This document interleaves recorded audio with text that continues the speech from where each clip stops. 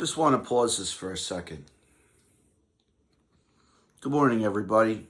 Just want to be honest with you. So you are at least aware. So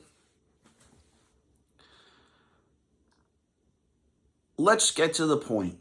So I have a couple of pictures I'd like to just show you and just so you at least know that I'm not BSing you. So one, ready? One.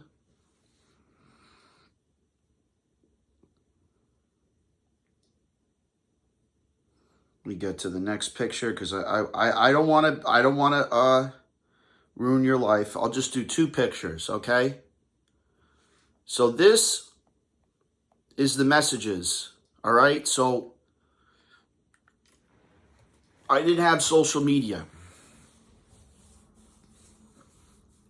I didn't have Facebook. I didn't have Instagram. I didn't have Snapchat. I didn't have TikTok. I didn't have any of them.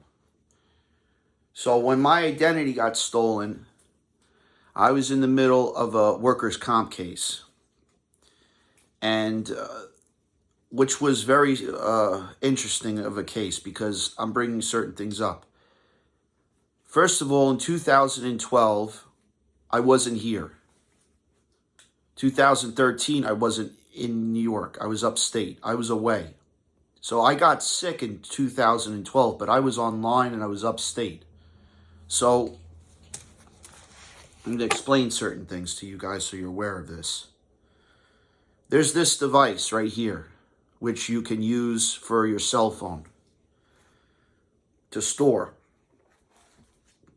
And then there's this device, which I use, which is a part of the Micro Center, which is a very good company. You should probably get this just as for storing purposes. So the reason I'm bringing this up is when I was at Apple, I interned there. I worked with Dan and Joseph, and they were managers. One was in Garden City, and the other one was in Manhasset.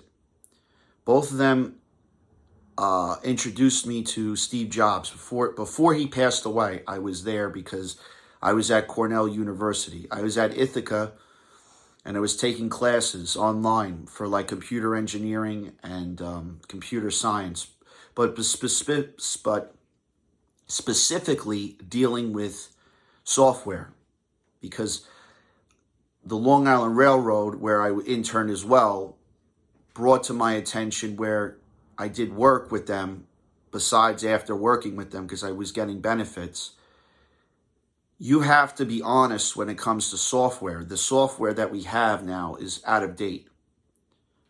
So this woman, I knew she was going to text me. Someone was going to text me because that's just how these people do it.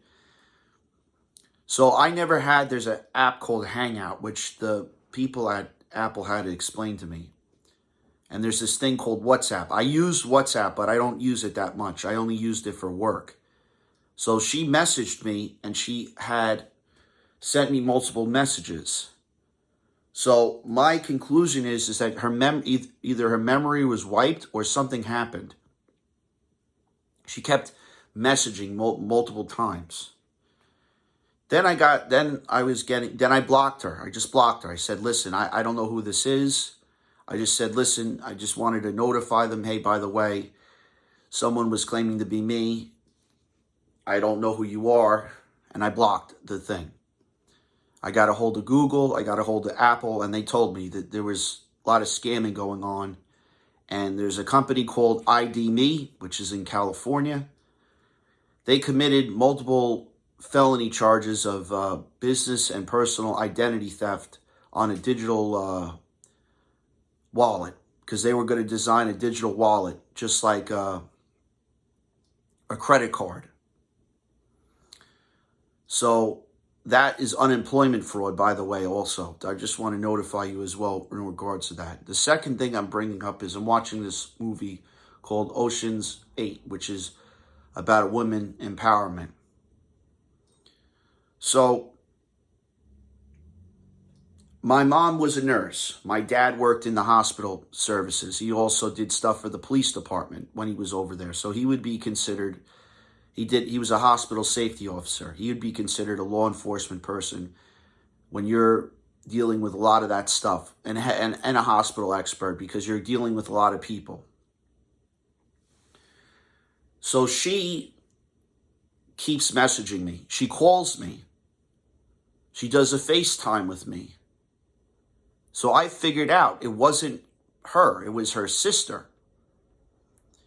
So these sisters were doing this with other people besides me. So I came to the conclusion of, I have a workers' comp case. It's pretty simple. I fell, I got hurt. It should be in and out. It should be 1, 2, 3. My attorney at the time, he said, what's going on with this case? The senior partner knew about it. The senior partner at the firm knew about it. This should be an open and shut case. Well, they didn't make it an open and shut case because the Kardashians apparently didn't make it like that. They wanted to know my driver's license, my CDL license. They wanted everything. Because of what happened during the pandemic, because I did not rat on people, because I told them no, they took my records and they wiped it. And they're not allowed to do that. The second thing I want to bring up, the reason why I'm showing you these pictures, is I have to testify in a hearing soon, is in regards to my attorney and the case manager. So Richard Sokolov is related to this George Soros in some way, or Richard Sokolov is related to the Kardashians in some way. They all know each other.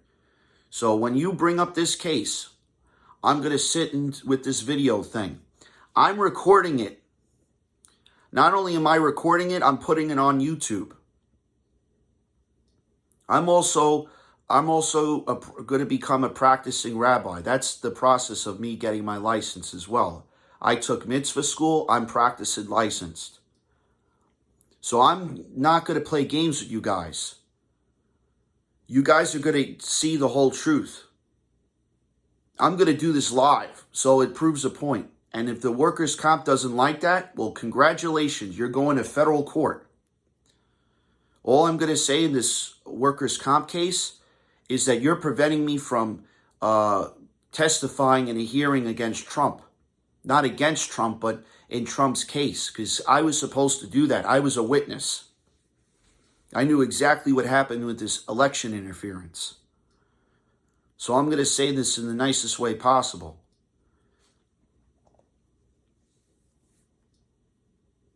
I have this, and I have evidence in my room about check fraud and electronic wire fraud, and how you guys want to assassinate a president of the United States that is sitting on, that should be president. So I would just appreciate you being honest with a lot of these lawyers, because these lawyers, they're gonna attack you on everything.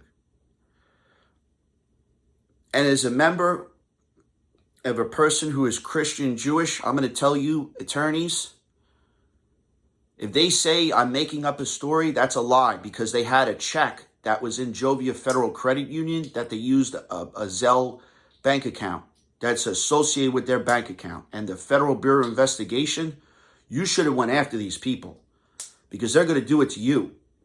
What happens if you have no money in your bank account? That's what you have to think about.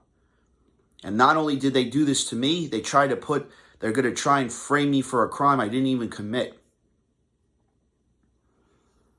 And they took taxpayer dollars. These people took taxpayer dollars, and they want to just get away with committing murder, which is they want to commit manslaughter charges. One of these people went into my car. You know what they did? They cut the brakes. The good thing I looked at the car. I would have been dead. I was with my boss at the time. My boss was a federal prosecutor. Not only was he a federal prosecutor, his brother was in the car. His brother was an FBI agent.